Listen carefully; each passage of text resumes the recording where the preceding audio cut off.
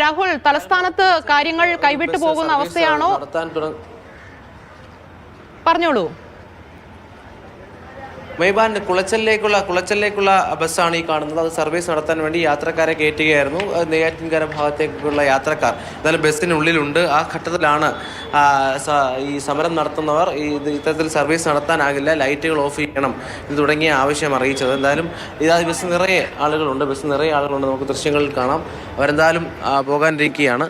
എന്തായാലും നമുക്ക് അവരോട് തന്നെ ചോദിക്കാം. ആദ്യം ഒരു ഘട്ടത്തിൽ ആശങ്കയുണ്ടായിരുന്നു. ചേട്ടാ, ബസ് പോകുമെന്ന് തോന്നുന്നുണ്ടോ? രാവിലെ പോയതാണ്. ഇതിപ്പോഴാണ് ഇവര് കൊടിയും കൊണ്ടുവന്നതല്ലേ? രാവിലെ അവർ ആവശ്യപ്പെട്ടത് ഇല്ല, ഞങ്ങളതൊന്നും പറഞ്ഞിട്ടില്ലല്ലോ. സർവീസ് ഉണ്ടാവുമെന്ന് അറിയിച്ച് നമ്മൾ അങ്ങോട്ട് ചോദിച്ചില്ല, ഇപ്പൊ വന്നതേ ഉള്ളൂ.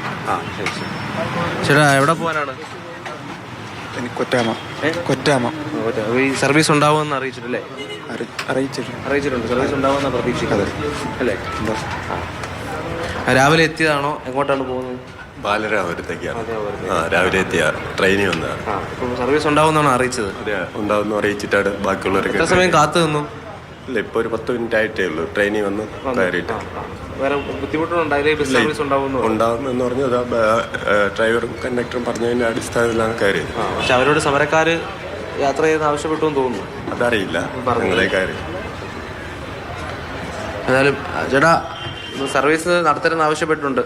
പക്ഷെ ബസ്സിൽ ഉണ്ടെന്ന് പറഞ്ഞ ശേഷമാണ് കയറിയല്ലേ സർവീസ്? അല്ല, സാധാരണ ഇതുപോലെ പ്രശ്നങ്ങൾ വന്നാലും വെളുപ്പാരാവിലെ 1-2 വണ്ടികളൊക്കെ വിട്ട് ഇത്തിരി ദൂരം വരുന്നവരുണ്ടല്ലോ, അവരൊന്നും ബുദ്ധിമുട്ടിക്കാൻ വിട്ടുകൊണ്ടിരുന്നതാണ്. ഇപ്പോഴും ഒരു ബസ് പിടിച്ചിട്ട് എന്തെന്ന് അറിയില്ല. ഞങ്ങൾ ഇന്നലെ വന്നിവിടെ പെട്ടുപോയി.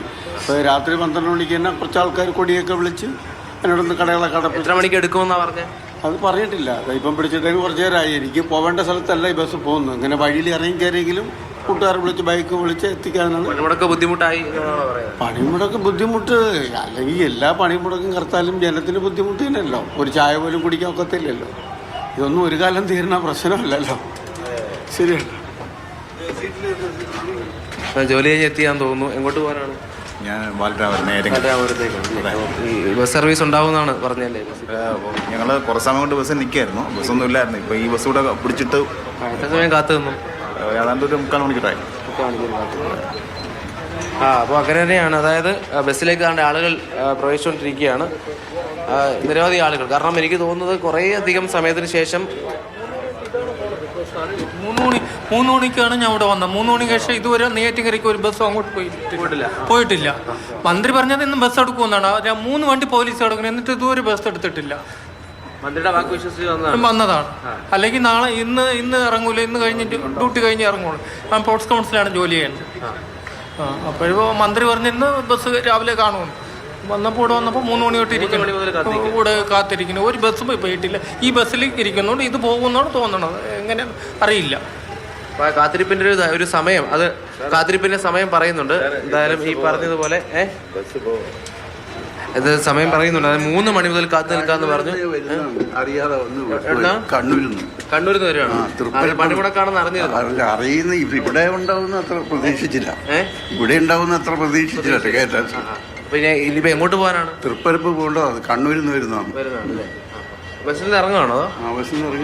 ബസ് പോകുന്നില്ലെന്നല്ലോ പറഞ്ഞോ?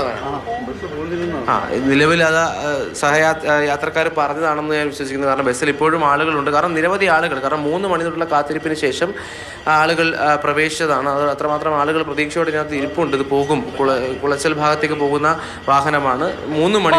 എന്തായാലും ഗതാഗത മന്ത്രിയുടെ വാക്കുകൾ വിശ്വസിച്ചിട്ടാണെന്ന് തോന്നുന്നു. KSRTC ബസ്സുകൾ സർവീസ് നടത്തുമെന്നുള്ള പ്രതീക്ഷയിൽ കാത്തിരിപ്പിലാണ് യാത്രക്കാർ. ഒരു ജനാധിപത്യ രാജ്യത്ത് സമരങ്ങൾക്കുള്ള അവകാശത്തെ മാനിക്കുമ്പോഴും ജനങ്ങളുടെ വയറ്റത്തടിക്കുന്ന അവരുടെ നിത്യജീവിതത്തെ പോലും ബാധിക്കുന്ന രീതിയിൽ ഈ സമരം കൊണ്ട് എന്ത് കാര്യം എന്നുള്ള ചോദ്യങ്ങളാണ് പല ദിക്കിൽ നിന്ന് ഉയരുന്നത്.